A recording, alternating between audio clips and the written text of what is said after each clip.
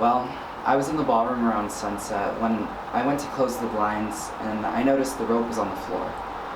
When the maintenance guy showed up, he used a wrench to fix a pipe from the radiator.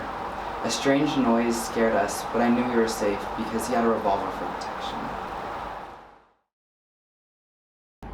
No, so last night I saw Professor Plum walking around with a little compact knife, like about this big. But I saw him walking room to room. First I saw him in the conservatory, then I saw him walk to the hall, and then I believe he walked to the kitchen, and that's where he stayed the longest. And then after that I saw him walk to the dining room, and then from there he went to the library, and he stayed there the second longest, but I'm not sure. That was the last place that I saw him, so. So I was sitting in the lounge with Professor Plum and Miss Scarlet, and we were all chatting about where we're going to summer this year. We eventually decided on Croatia because I heard they have good food there and the waters are beautiful.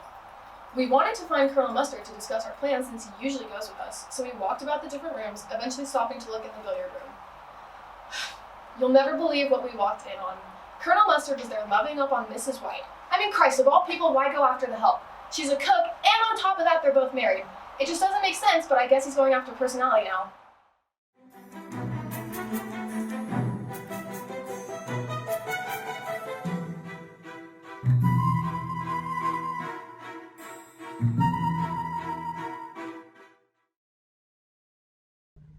So, Mr. Colonel Mustard, that's your real name. What were you doing the night of the murder? What I was in the billiard room playing pool with my mates. You were playing pool with your mates? Yes. And why was there a knife in the billiard room? Wait, there was no knife in the billiard room. Are you sure? I'm very sure. There was a knife underneath the pool table in the billiard room, and it had red stains on it. Explain that to me. Well, when I went to the kitchen to make some sandwiches for my mates, Mr. Plum handed me a knife that had a red stain on there, and I asked him, "What's this from?" He did not respond to that question. Interesting. Do you know where Mr. Plum is now? No, I don't. Okay, one more question. What kind of sandwiches were they? Sandwiches, they're mustard sandwiches. Interesting.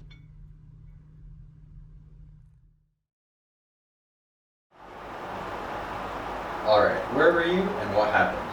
I was sitting in the study reading Archaeology for Dummies when I heard shouting in the corridor. I followed the noise to the loo, and upon arrival, Mrs. Peacock was there, soaked in water. And? The pipe was burst and laying on the floor. Unfortunate, isn't it? That's it? Alright, welcome in. Please state your name. Mr. Green. And do you have a first name? Mr.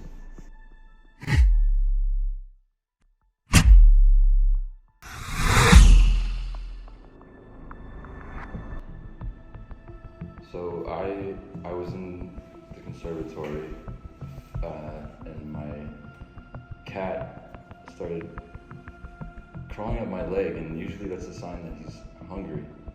So I walked to the dining room.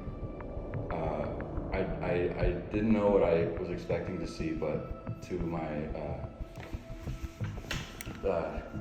great surprise, it was Colonel Mustard.